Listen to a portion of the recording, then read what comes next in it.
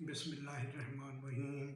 جن کا نشان شیر ہے وہ کتنے دلیر ہیں، جب حالات اچھے ہوتے ہیں تو آ جاتے ہیں، گل چھڑے اڑاتے ہیں، اور جب حالات خراب ہو جائیں تو عیاری مکاری معاہدہ کر کے فرار ہو جاتے ہیں۔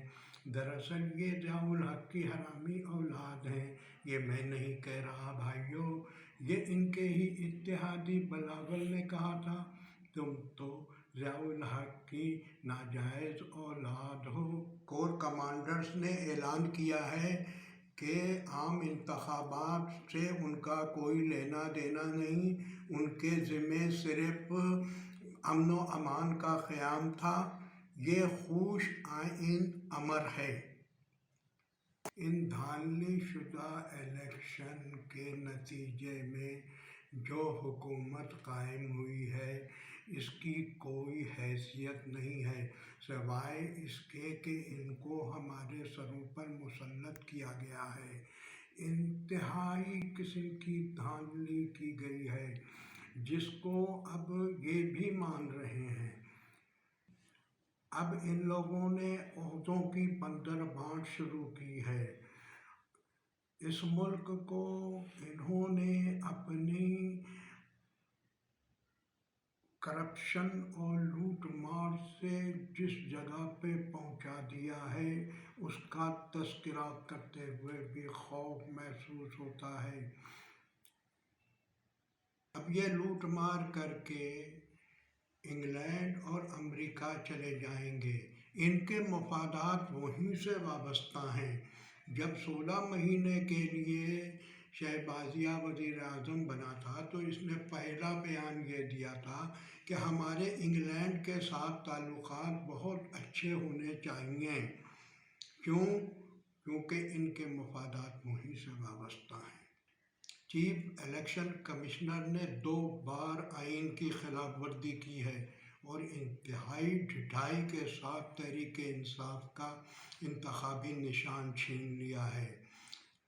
ہمیں یہ بتلاؤ کہ کس پارٹی نے انٹرا پارٹی الیکشن کروائے ہیں، ذرا اس کا نام تو بتلاؤ۔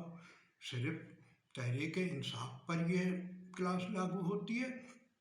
اکبر ایس بابر جو ہے یہ نواز لیگ کا دلال ہے، اس کی مرمت ہونی چاہیے کیونکہ یہ ان سے پیسے لے کے اور اپنی دلیریاں کر رہا ہے۔ اس طریقے سے اگر کرنے لگے تو ساری پارٹیوں کے انتخابی نشانات کالعدم ہو جائیں گے۔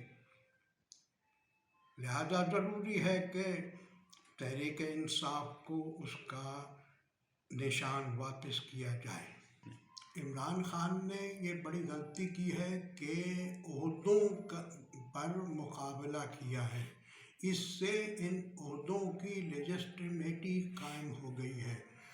اب ضرورت اس امر کی ہے کہ عید کے بعد سب کو نکلنا پڑے گا، ڈو اور ڈائی کا مسئلہ ہوگا، ورنہ کہانی مک گئی ہے۔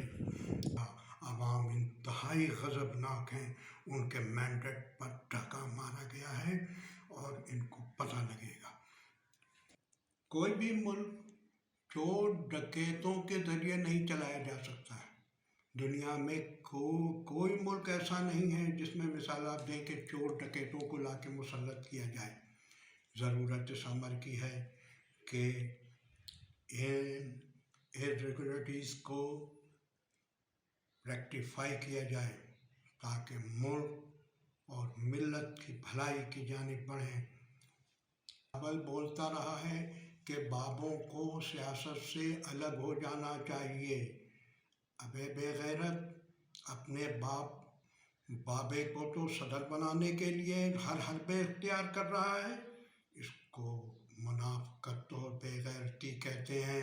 تم لوگوں نے جس طریقے سے سندھ کے مینڈیٹ پر ڈاکہ مار کے اپنی حکومت بنائی ہے اس کا تمہیں خمیازہ بھگتنا پڑے گا۔ حکمران ہو گئے کمینے لوگ۔ والسلام۔